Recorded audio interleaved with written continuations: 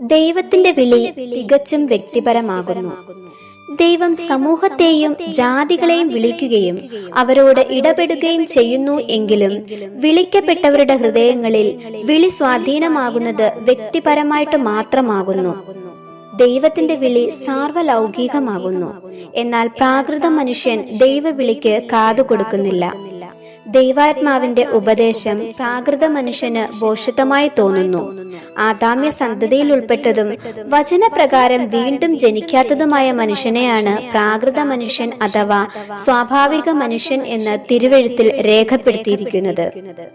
ദൈവാത്മാവിന്റെ ഉപദേശവും ശബ്ദവും ആത്മീകമായി വിവേചിക്കേണ്ടതാകയാൽ അതവന് ഗ്രഹിപ്പാൻ കഴിയുകയില്ല.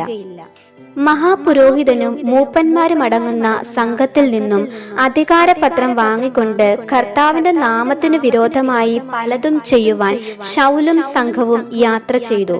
പെട്ടെന്ന് ആകാശത്തു നിന്നും വലിയൊരു വെളിച്ചം ശൗലിനെ ചുറ്റി മിന്നി. അവൻ നിലത്തു വീണു. ശൗലേ, ശൗലേ, നീ എന്നെ ഉപദ്രവിക്കുന്നതെന്ത് എന്ന് ചോദിക്കുന്ന ശബ്ദം കേട്ടു. കർത്താവേ, നീ ആർ എന്ന് ശൗൽ ചോദിച്ചതിന്, നീ ഉപദ്രവിക്കുന്ന നസ്രേനായ യേശുവാകുന്നു ഞാൻ എന്ന് പറഞ്ഞു. എന്നാൽ സംഭവിച്ച കാര്യത്തെക്കുറിച്ച് ശൗലിന്റെ കൂടെ യാത്ര ചെയ്തിരുന്നവർക്ക് കൃത്യമായി ഗ്രഹിക്കുവാൻ കഴിഞ്ഞില്ല.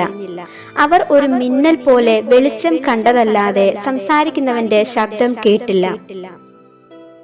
ദൈവത്തിന്റെ വിളിയുടെ ശബ്ദം തിരഞ്ഞെടുക്കപ്പെട്ട വ്യക്തിക്ക് മാത്രമേ ഗ്രഹിക്കുവാനാകൂ. യോഹന്നാന്റെ സുവിശേഷം 12-ാം അധ്യായം 27 മുതൽ പരിശോധിക്കുമ്പോൾ, പിതാവേ, നിന്റെ നാമത്തെ മഹത്വപ്പെടുത്തണമേ എന്ന് യേശു പ്രാർത്ഥിച്ചപ്പോൾ സ്വർഗത്തിൽ നിന്ന്, ഞാൻ മഹത്വപ്പെടുത്തിയിരിക്കുന്നു, ഇനിയും മഹത്വപ്പെടുത്തും എന്നൊരു ശബ്ദമുണ്ടായി. അത് കേട്ടിട്ട് അരികെ നിൽക്കുന്ന പുരുഷാരം ഇടിയുണ്ടായി എന്ന് പറഞ്ഞു. സ്വർഗത്തിൽ നിന്നുണ്ടായ ശബ്ദം ഗ്രഹിക്കുവാൻ തക്കവണ്ണം അവരുടെ കാതുകൾക്ക് കഴിഞ്ഞില്ല. ആ ശബ്ദം ആത്മീയമായി തിരിച്ചറിയേണ്ടതിനുള്ള ആത്മീയ പക്വതയോ ദൈവവിളിയോ അവർക്കില്ലാതിരുന്നത് കൊണ്ടാണ് സ്വർഗീയ ശബ്ദം ഇടിയുടെ ശബ്ദമായി മാത്രം അനുഭവപ്പെട്ടത്. ദൈവത്തിന്റെ വിളിയിൽ തന്നെ ആ വ്യക്തിയെക്കുറിച്ചുള്ള ദൈവിക നിയോഗവും ദൈവത്താലുള്ള ആശയും ഉൾക്കൊണ്ടിരിക്കുന്നു.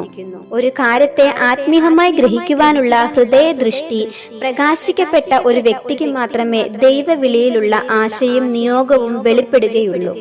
ദൈവം ഇസ്രയേലിന്റെ ഒന്നാമത്തെ രാജാവായി ശൗലിനെ തിരഞ്ഞെടുത്തപ്പോൾ അമാലേക്യരെ ശപഥാർപ്പിതമായി സംഹരിച്ചു കളയുവാൻ കൽപ്പിച്ചിരുന്നു.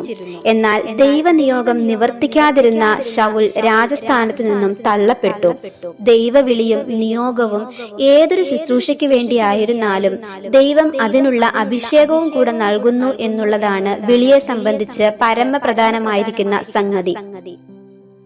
ദൈവനിയോഗത്തെ ദൈവഹിതത്തിന് വിരോധമായും അഭിഷേകം ചെയ്ത ആത്മാവിന്റെ ഇംഗിതത്തിനു വിരോധമായും ഉപയോഗിക്കുമ്പോഴാണ് വിളിക്കപ്പെട്ടവൻ തോറ്റുപോകുന്നത്. ദൈവത്തിന്റെ വിളിയിൽ വിശ്വസ്തത കാണിക്കുന്ന ഏവർക്കും തിരഞ്ഞെടുക്കപ്പെട്ടവരുടെ ഗണത്തിലേക്ക് പ്രവേശനമുണ്ട്. ദൈവവിളിയിൽ നിയോഗമുള്ളവർ തങ്ങളുടെ ശുശ്രൂഷയെ സംബന്ധിച്ചുള്ള ശോധനകളിലൂടെ കടന്നു പോകേണ്ടി വരും. ദൈവം അവരെ ഉയർത്തുകയോ താഴ്ത്തുകയോ ചെയ്ത് അവരുടെ ഹൃദയത്തിലുള്ള രഹസ്യഭാവങ്ങൾ സാഹചര്യങ്ങളിലൂടെ പുറത്തു കൊണ്ടുവരുന്നു.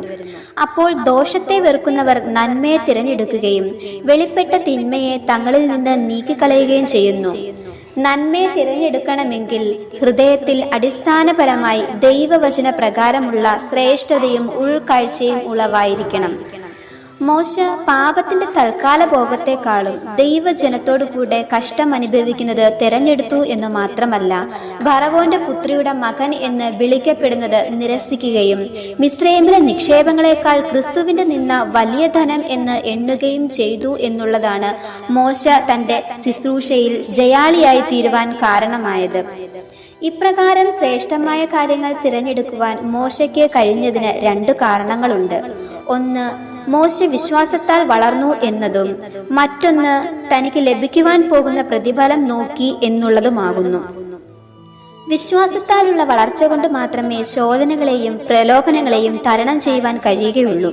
ക്രിസ്തുവിന്റെ നിന്ദ നിമിത്തമുള്ള പ്രതിഫലത്തിന്റെ ശ്രേഷ്ഠത ആത്മാവിൽ ദർശിക്കുവാൻ മോശയ്ക്കിടയായതുകൊണ്ടാണ് ക്രിസ്തു നിമിത്തമുള്ള നിന്ദയെ വലിയ ധനം എന്ന് എണ്ണുവാൻ കഴിഞ്ഞത്. മോശയ്ക്ക് ലഭിച്ചതുപോലൊരു ദർശനം അഥവാ ഉൾക്കാഴ്ച ലോത്തിന് പ്രാപിക്കുവാൻ കഴിയാതെ പോയതുകൊണ്ട് പിൽക്കാലത്ത് ദൈവകോപം നിമിത്തം നാശപട്ടണമായി പരിണമിക്കുവാൻ പോകുന്ന സോദോം ഗോമോറ ദേശങ്ങൾ ലോത്ത് തന്റെ അവകാശമായി തിരഞ്ഞെടുത്തു. ഒരു തിരഞ്ഞെടുപ്പിന് മുമ്പിൽ വരുമ്പോൾ വിശ്വാസത്താലുള്ള വളർച്ചയും ലഭിക്കുവാൻ പോകുന്ന സ്വർഗീയമായ പ്രതിഫലവും എന്തെന്ന് പ്രകാശിക്കപ്പെട്ട ഹൃദയദൃഷ്ടി കൊണ്ട് ദർശിക്കേണ്ടിയിരിക്കുന്നു.